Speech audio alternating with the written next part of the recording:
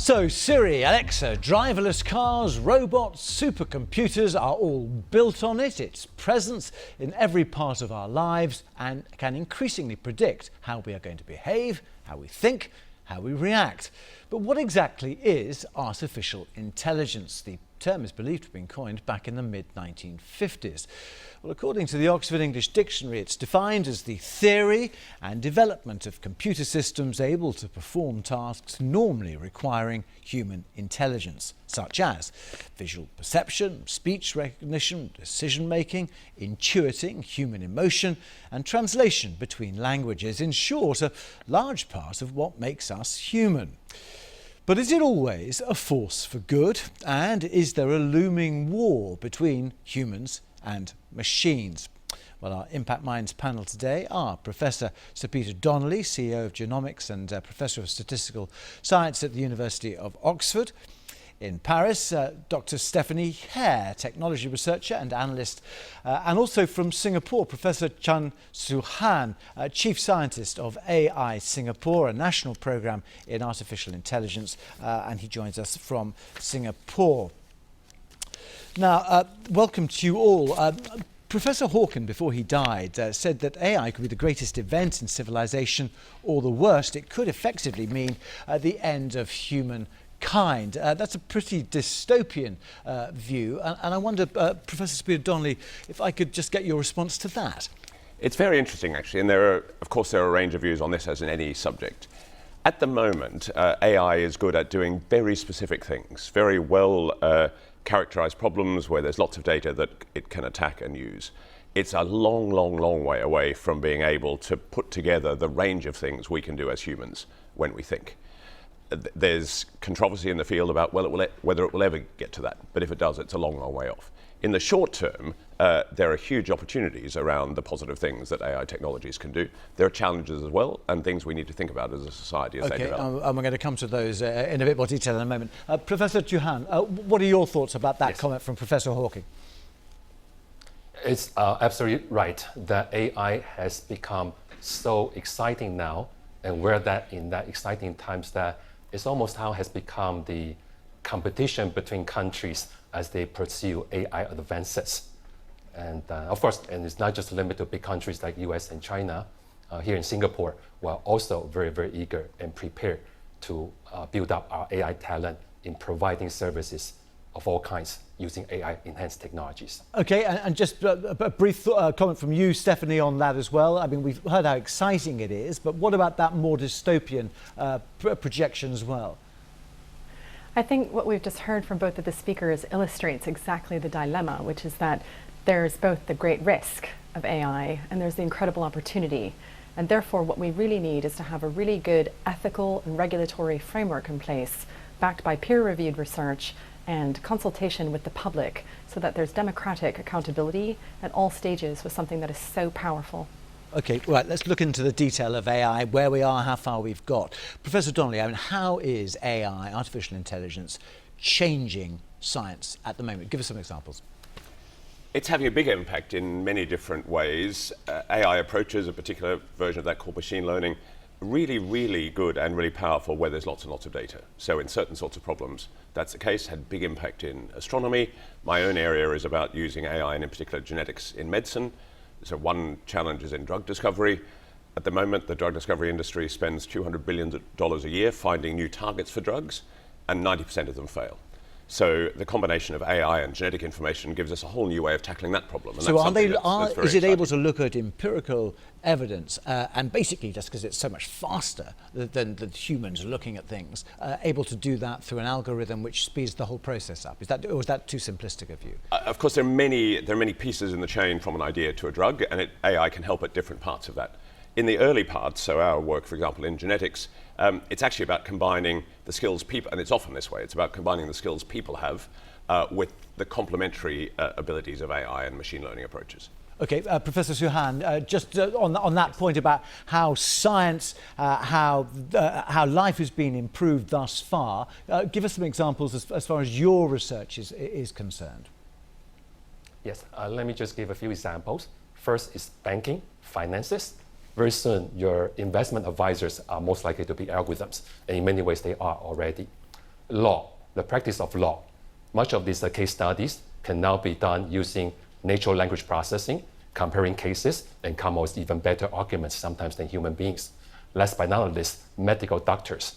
They are now already assisted by a lot of AI-enhanced technologies in more than medical imaging, but also in diagnosis. So in many ways, AI is making all these jobs much more easier. What does that give us? That gives us all these professionals, lawyers, bankers, and medical doctors, more time now to actually spend with their patients, with their clients, with the people that they serve. So in many ways, AI is taking away some of the low-level tasks of these professions and thereby making their profession even more human-like in the future. So Stephanie, I mean, that all sounds fine unless you are employed at a certain level in this whole process, because you're going to be out of a job. What's going to happen to them? Yeah, I think we have to be very honest about the fact that certain professions are going to disappear. By contrast, other professions will be invented. Some of them we can already have an idea of. Some of them we can't even imagine yet. And we've already seen that. This is, AI is nothing new in that sense. There's been so many different disruptive forces in the world of work, and human beings have survived that.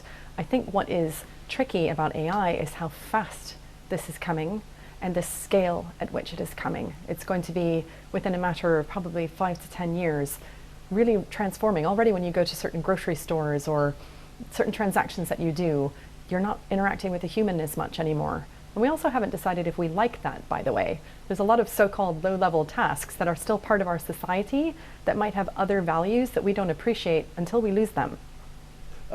Professor Chun, I mean, in terms Yes. of science and business speed and approach, do you accept that things are moving quickly, too quickly, or not quickly enough?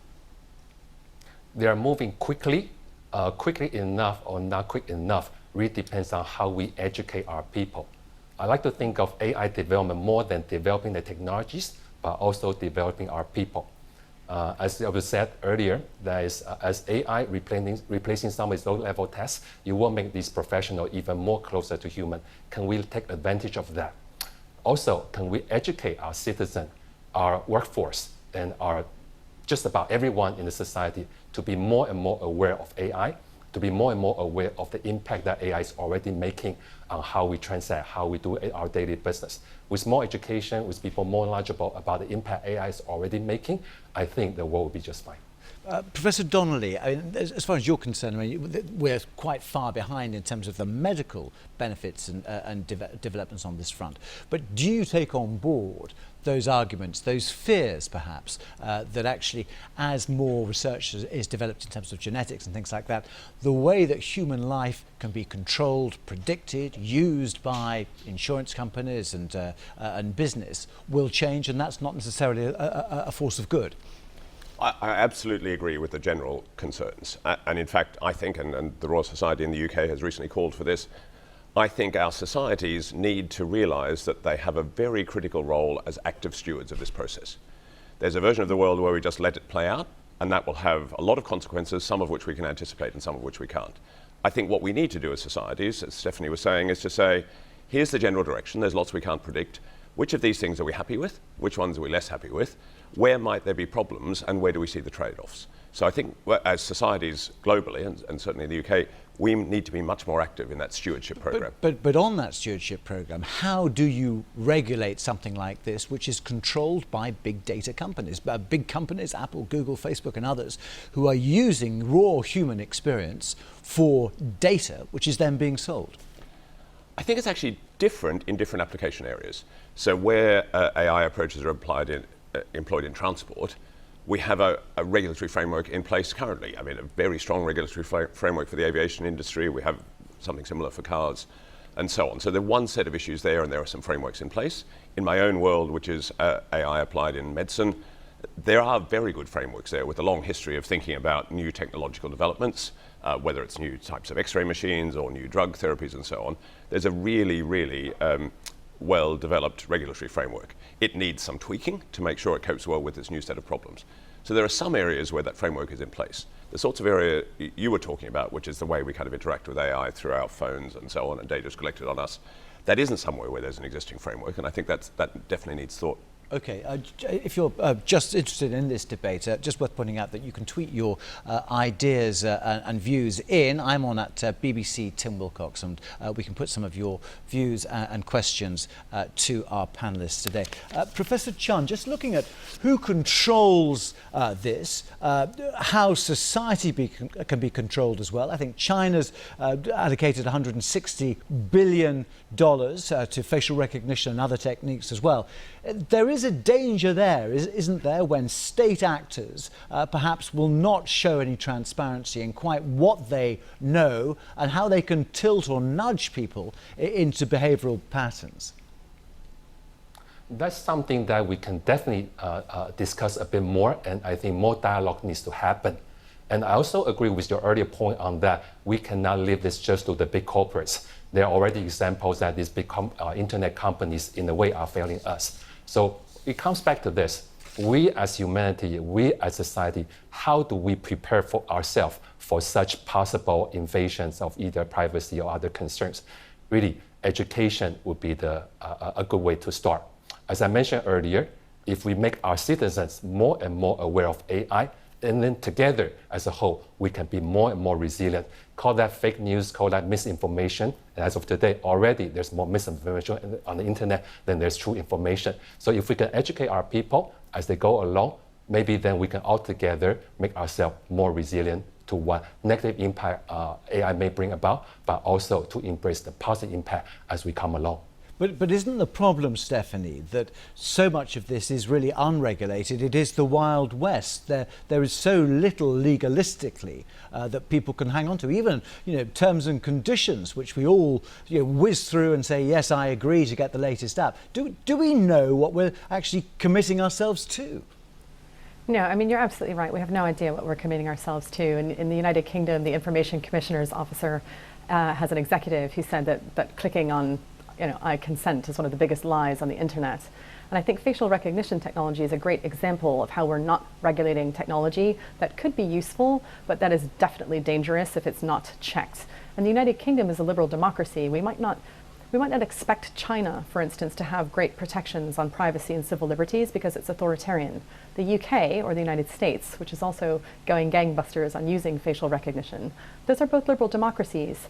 They have laws that protect people's privacy. So they are really lagging behind in translating centuries of traditions of privacy and civil liberties law into the digital world. And we need to get on that, because what's going to happen if we don't is the companies will just simply chase the mighty dollar, go for profit, roll this technology out, and it'll be too late to roll it back. We have to get regulation and ethics thinking in law before they roll it out, not after.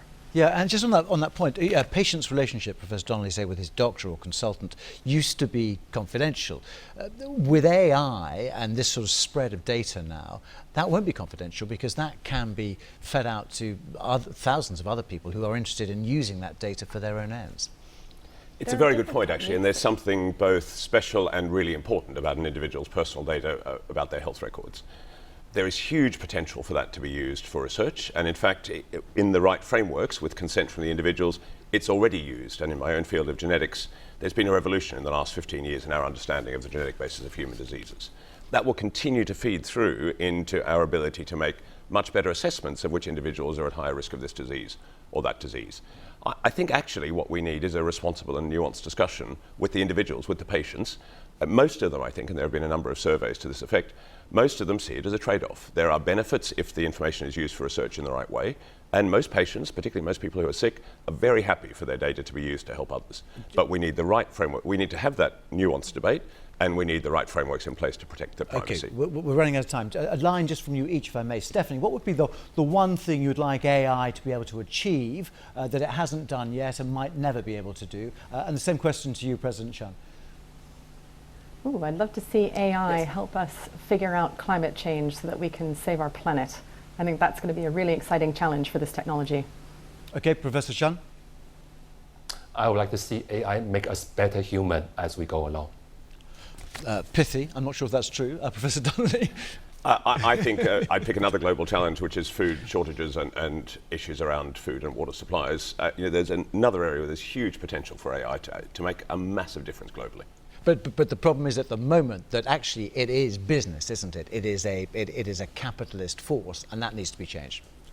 Or incentivised the right way, or a combination, as in many other areas of research, of academic and publicly funded research with private research. Okay, Professor Dunley, Professor Chun, Stephanie Hare, thank you all very much indeed. 14 minutes debate, but we have barely scraped the surface of what is an issue affecting us all. Send me your views here at BBC Tim Wilcox on Twitter. We're back with another edition of Impact in a few minutes' time. That's coming up though after Sport Today.